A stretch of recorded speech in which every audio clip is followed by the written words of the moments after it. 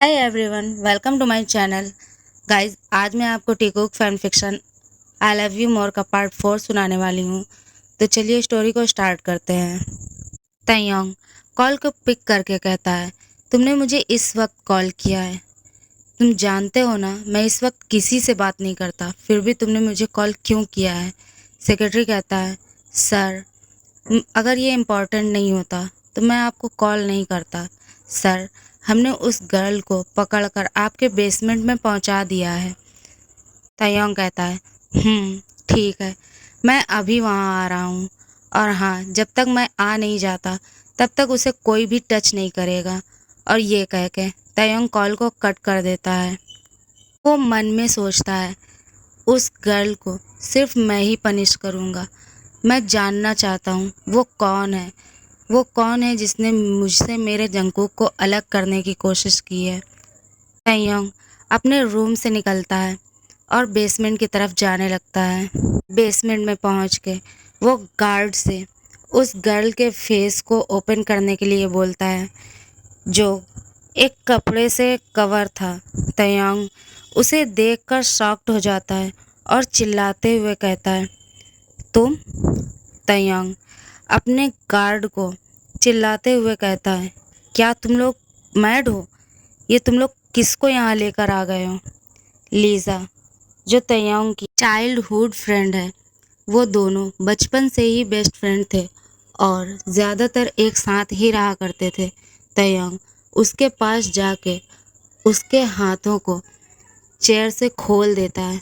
तभी एक गार्ड डरते हुए कहता है, सर, हमने आपके कहने पे ही इसे यहाँ लॉक किया था। ये वही है जिसे आप ढूंढ रहे थे, जिसे ढूंढने के लिए आपने हमसे कहा था। तयंग ये सुनकर रुक जाता है और कुछ सोचने लगता है। तयंग मन ही मन सोचता है, क्या सच में लीसा वही गर्ल है जो जिसे मैं ढूंढ रहा था? क्या सच में लीसा ने ही वो सब कुछ चाहती थी? सच में लीसा ही वो इंसान है जो मुझे मेरे जंगकुक से अलग करना चाहती थी? और ये सोचते हुए तयंग लीसा के सामने आकर खड़ा हो जाता है और अपनी शेकिंग वॉइस में कहता है, लीसा, तुम मुझे बोलो, क्या सच में तुमने ही वो लेटर लिखा और मुझे दिया था? लीसा पहले तो इनकार कर देती है और कहती है, मैंने ऐसा कुछ नहीं किया, ये सब कुछ सिर्फ और सिर्फ झूठ है। तयंग कहता है, मुझे सच सुनना है। तुम जानती हो कि तुम मुझसे ज़्यादा देर तक ये बात हाइड नहीं कर सकती और इसे छुपा के नहीं रख सकती। और अगर मुझे ये कोई कोई भी प्रूफ तुम्हारे अगेंस्ट मिल गया तो तुम जानती ही हो मैं तुम्हारे साथ क्या करूँगा। इसलिए मुझे सच बोलो। और ये तयंग थोड़ा ज़ोर दे के कहता है।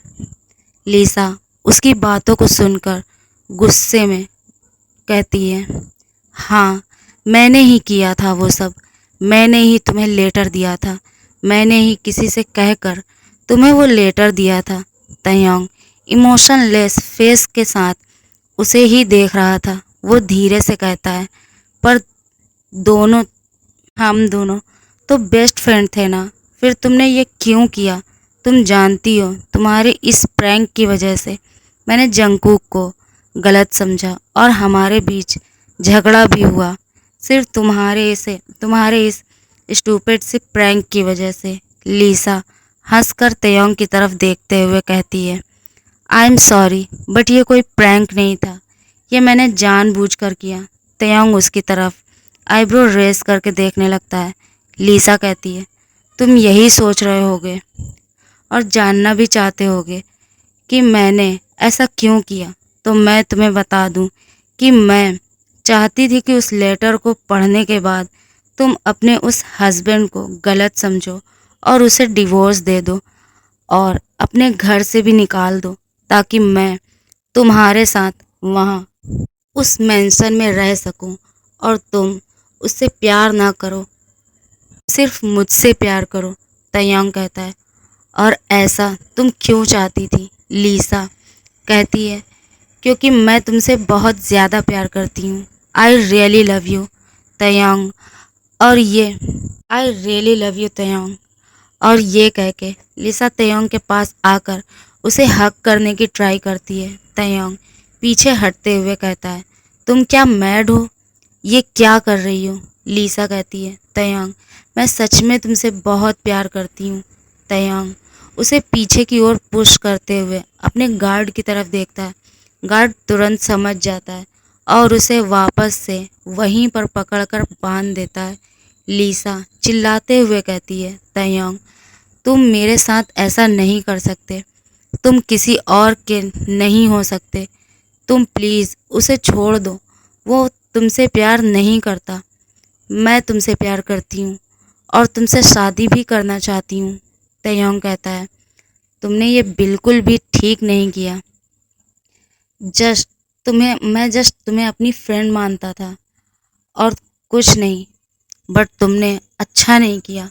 तुमने जंगकुक को मुझसे अलग करने की कोशिश की। अगर कोई और तुम्हारी जगह होता तो मैं उसे बहुत बुरी तरह से अभी मार देता। बट ये तुम हो, इसलिए तुम अभी तक जिंदा हो। तयंग गार्ड से कहता है, इसे अभी यहाँ ऐसे ही रहने दो। इसे कुछ भी फूड खाने के लिए मत देना और भागने भी मत देना। ओके? गार्ड ओके सर कह के अपनी जगह पे ही खड़ा हो जाता है।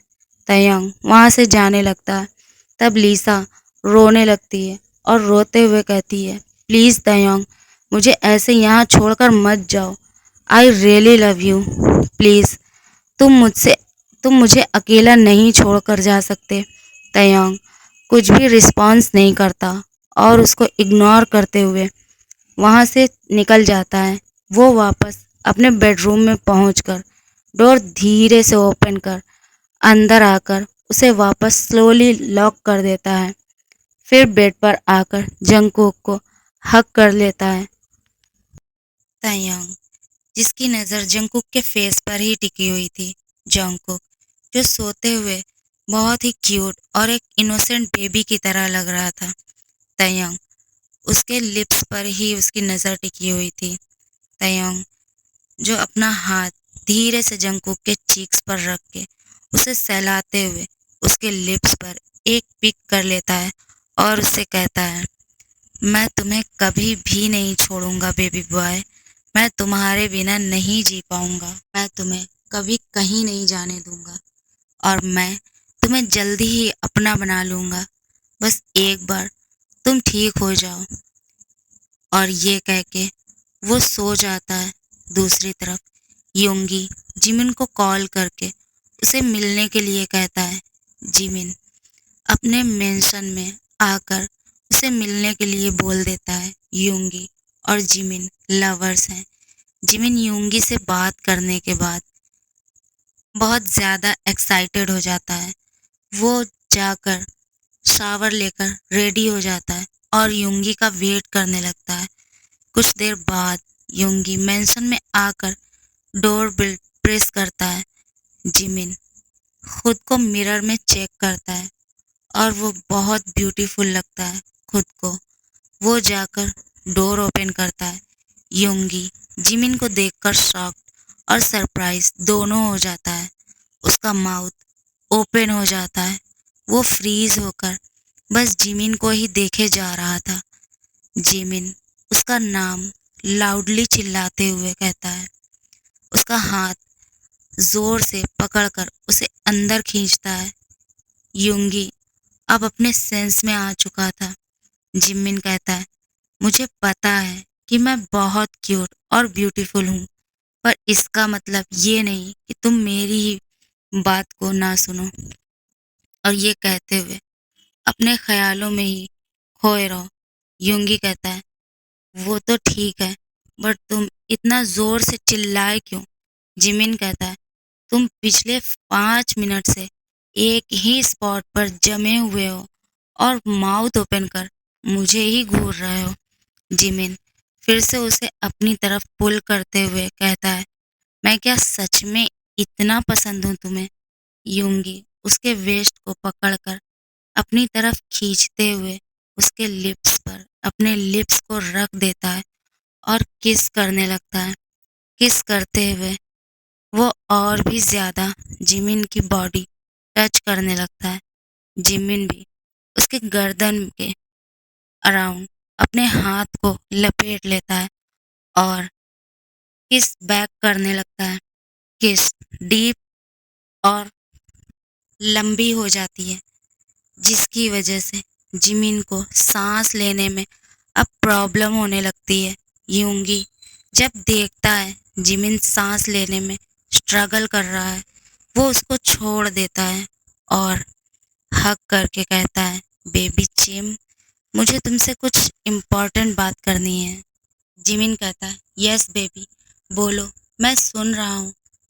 ओके गाइस, आज के लिए बस इतना ही। गाइस, अगर आपको मेरी स्टोरी पसंद आती है तो प्लीज़ मेरी स्टोरी को लाइक करें और चैनल को सब्सक्राइब करके मुझे सपोर्ट करें।